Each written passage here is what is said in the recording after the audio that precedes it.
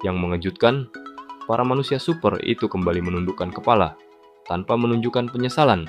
Setidaknya secara lahiriah, mereka tampak benar-benar menerima.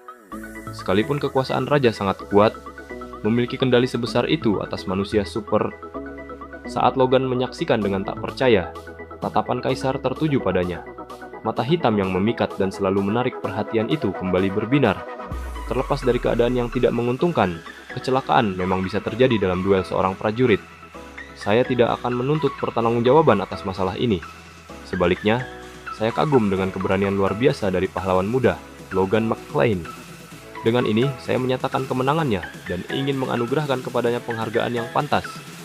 Para bangsawan bersorak gembira, seolah menghapus rasa malu yang sebelumnya dialami para manusia super. Logan McClain, pahlawan muda Grandia, bersumpahlah setia kepadaku. Jika kau melakukannya, aku akan memberimu kekuasaan dan kekayaan yang melebihi apapun yang dapat diberikan oleh kerajaanmu yang kecil ini. Terkejut oleh kata-kata kaisar yang tak terduga, Logan hanya bisa berdiri terdiam untuk waktu yang lama. Aku akan memberikanmu lebih dari yang bisa kau bayangkan.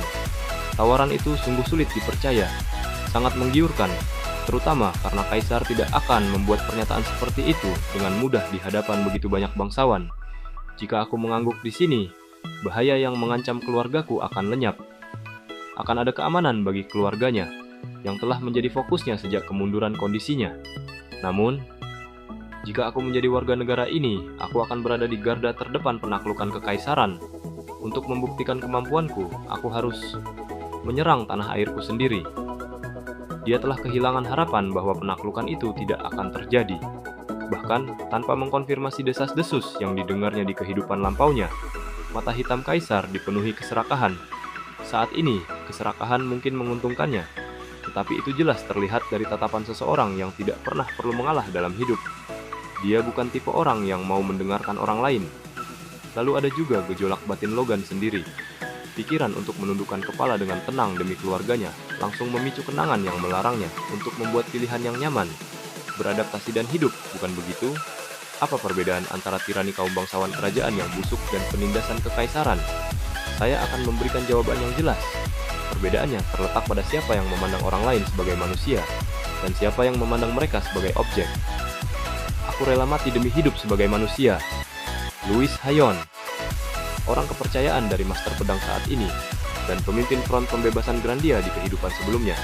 Meskipun dirinya di masa lalu yang diliputi pikiran balas dendam, menolak cita-cita ini, sebagian besar rekan-rekannya mendukungnya dan gugur demi tujuan yang didasarkan pada keyakinan tersebut. Casey, Lemon, Trey, puluhan nama rekan seperjuangan yang gugur muncul di benaknya.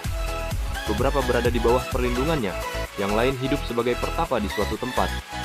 Orang-orang yang menolak menjadi warga negara kelas 2 di bawah kekaisaran, bahkan yang memiliki kekuatan sebagai pengguna kekuatan atau mana, memilih untuk bertarung. Meskipun kehidupan masa lalunya setengah gila, rekan-rekannya itu telah terpatri dalam dirinya. Dalam ingatannya, orang-orang yang sama itu terjalin seperti ikan di kota tepi laut, terseret ke pusat kekaisaran. Tanah yang hancur, penuh bekas luka akibat perang. Aku tidak memperjuangkan cita-cita di kehidupan masa laluku. Dan situasi saat ini belum terjadi.